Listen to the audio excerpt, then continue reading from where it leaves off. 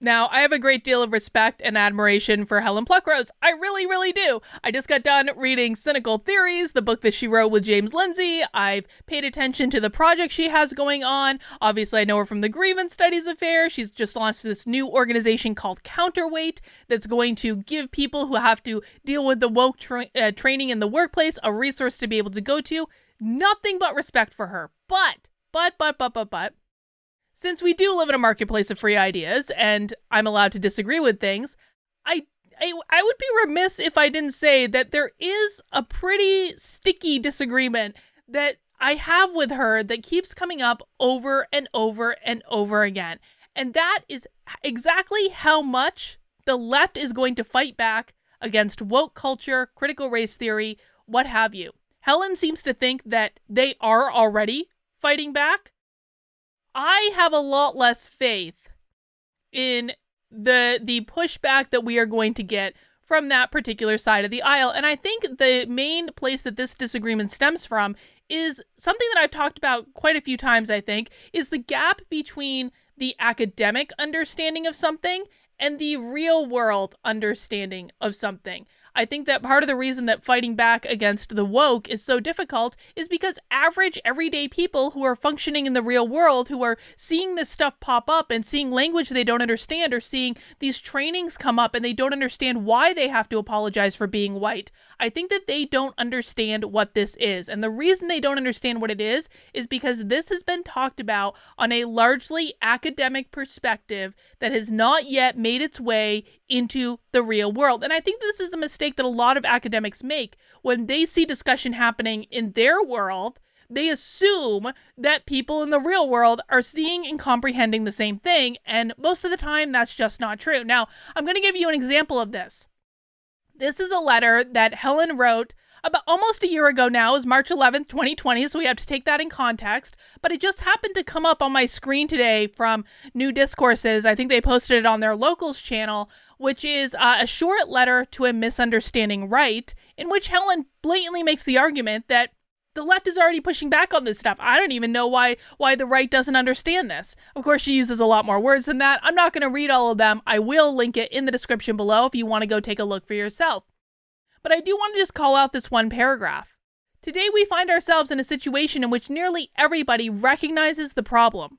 Everybody, that is, who isn't a critical social justice scholar or activist. A few dense liberal lefties who are still weakly and confusedly muttering, but social justice is a good thing, and a handful of confused people who think the intersectionalists are actually Marxists. This includes not just some of the left, but most of it.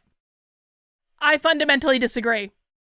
I fundamentally disagree with the premise that we are in a situation in which nearly everybody recognizes the problem.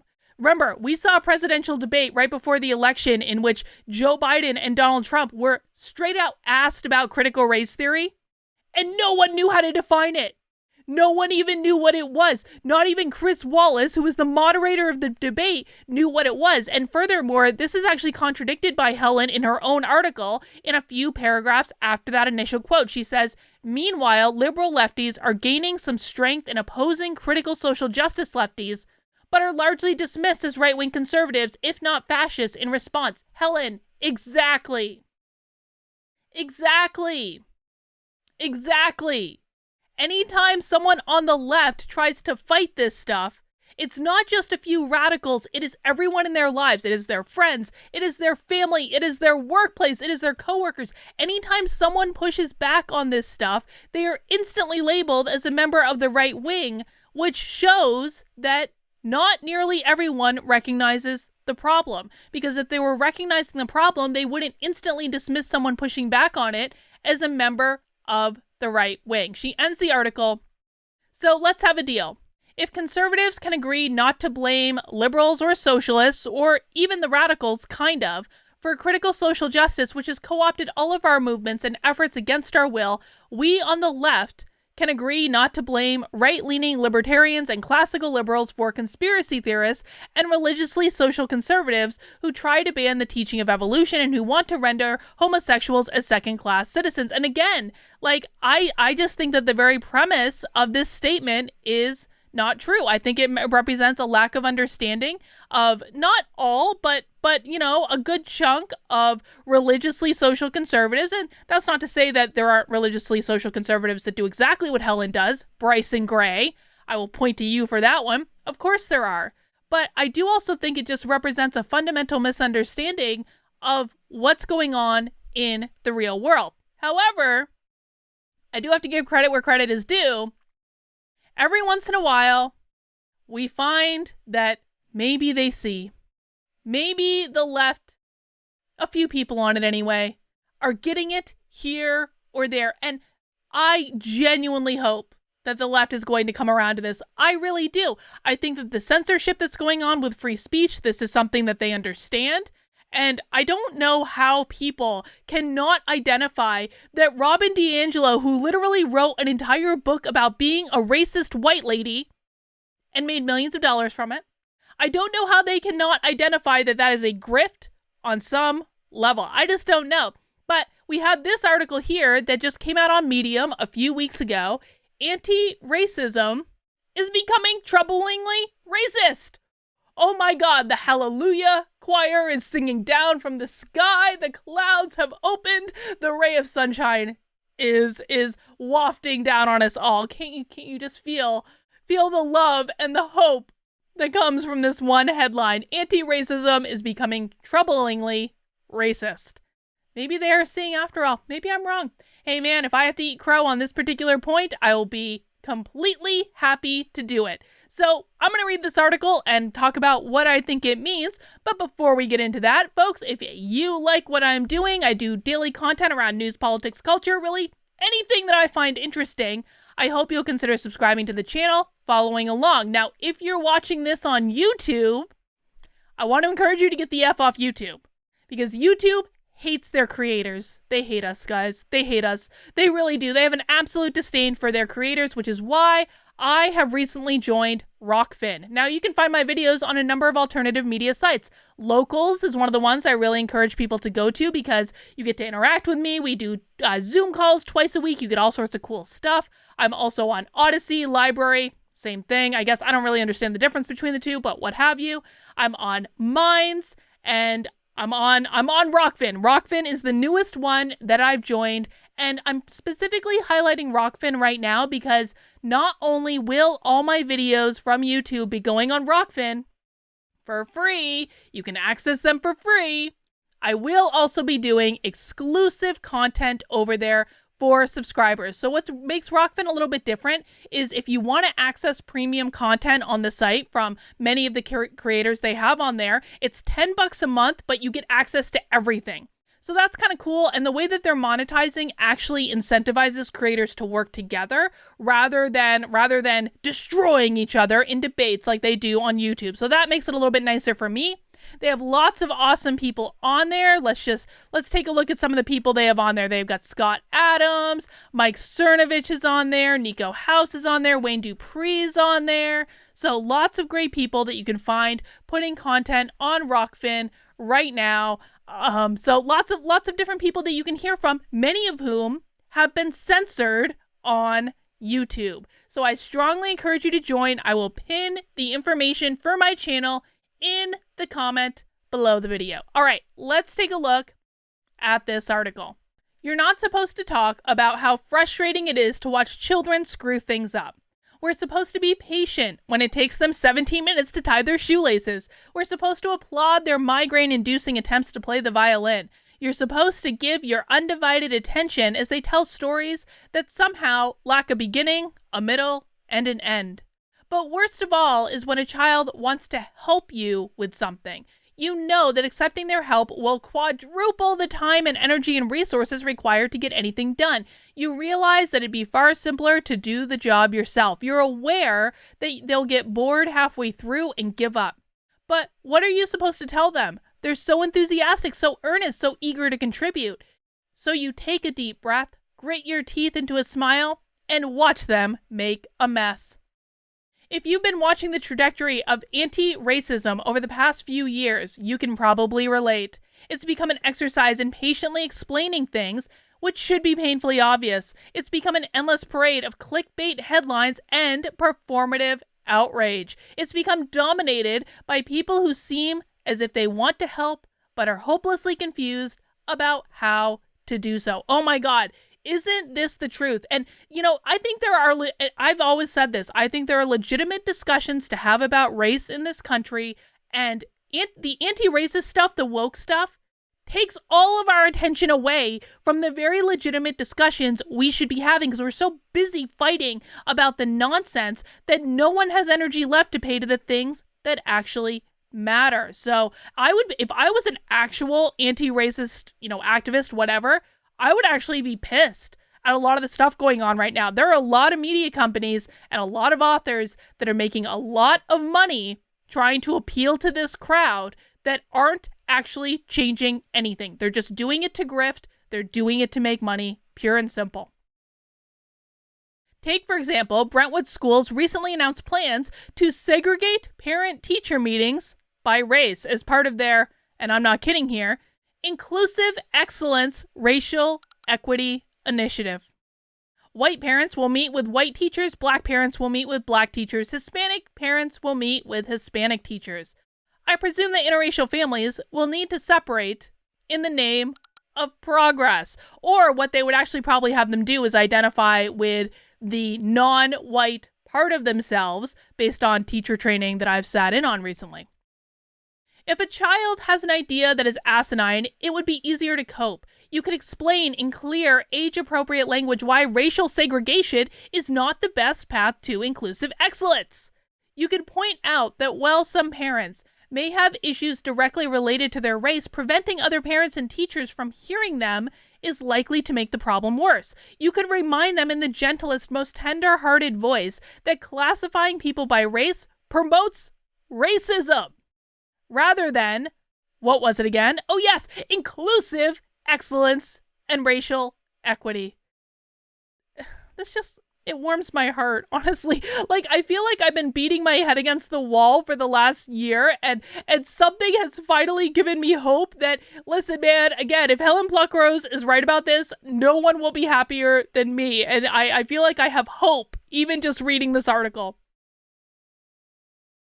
Or there's Meyerholtz Elementary School, where 8-year-old children are instructed to rank themselves according to their power and privilege of their race, gender, and sexuality. It's how you might reimagine Jane Elliott's famous brown eyes, blue eyes experiment if you fail to utterly understand it.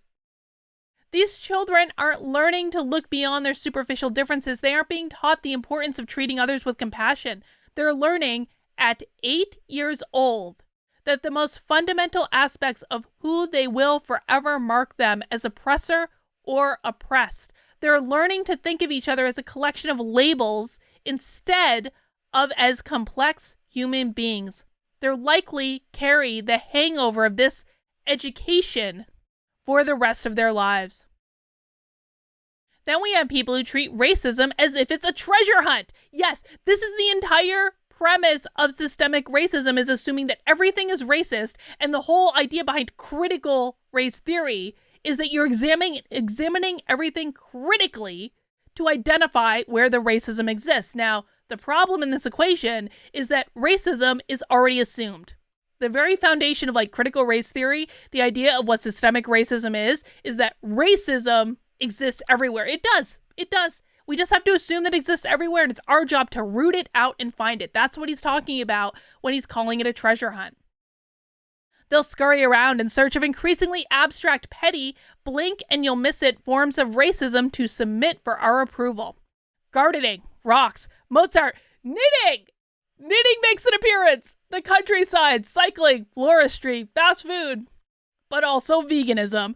All of these and more have been called out in the name of anti-racism.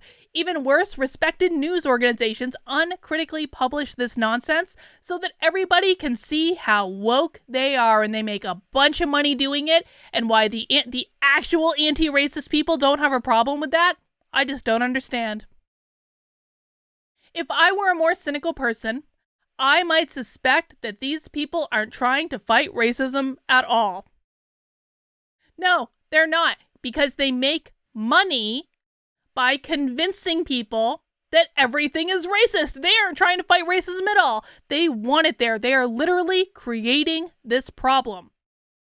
I might ask whether headlines like, "Can dogs be racist?" are designed to do anything more than attract clicks and advertising dollars. I might even suggest that people who write this garbage are motivated by nothing more than greed and the desire to collect virtue-signaling brownie points on Twitter.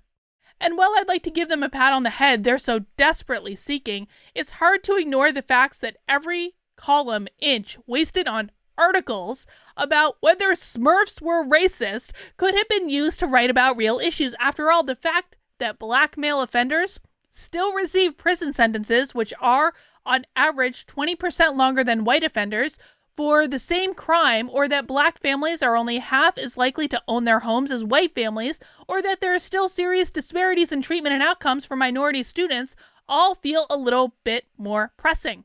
I would 100% agree with that. I would have no problem having a conversation about any of those issues. Not a single one. Last, but by no means least infuriating, are the saviors.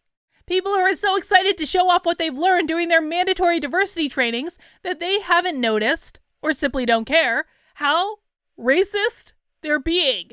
Yes, white liberal saviors, yes. There are people who target black police officers at protests so that they can scream in their faces about black whites. I'm gonna amend that sentence a little bit. I'm gonna see if you can catch the word I added. There are the white people who target black police officers at protests so that they can scream in their faces about black rights, because they're always white. They're always white. Every single time this happens, they're white. Or turn up at a Black Lives Matter rallies with whip marks painted on their bodies without the tiniest glimmer of self-awareness. White. Almost always white. The same people who explain that people of color need special treatment if we turn up late for appointments because it's culturally insensitive to expect us to demonstrate time management skills.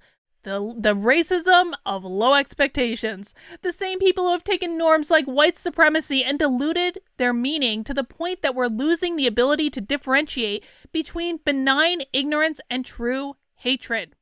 Watching these allies, white allies usually, blunder their way around the anti-racism landscape feels like watching a toddler try to perform open heart surgery. The stakes are too high, the mistakes are too costly, the constant distractions make it too difficult to focus on the issues that matter. And while I want to believe that their hearts, if not their brains, are in the right place, it's time to be blunt.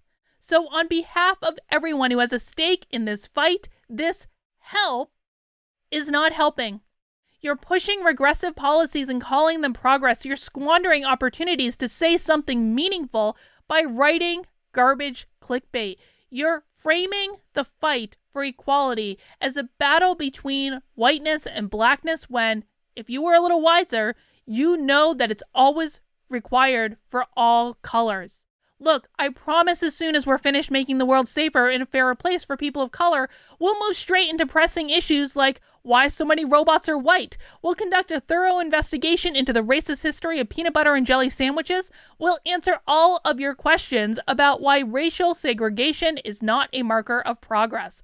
But until then, why don't you go and play with your toys or something? The grown-ups have important work to do. And I just want to note, this article is by Stephen QJ, mainly writes about meditation. See, that's why he's so smart. He writes about meditation, content creation, and personal development, and it has over 12,000 claps. So kudos to you, Stephen QJ. That is the best article that I have read about what anti-racist woke activists need to know in a long time. Can we give a slow clap to Stephen? Or Steve, rather. I'm sorry. Steve. We'll give a slow clap to Steve, man. Yes. Steve, you've given me hope. I greatly appreciate it. All right, guys. That's all I've got for right now. I'll see you soon.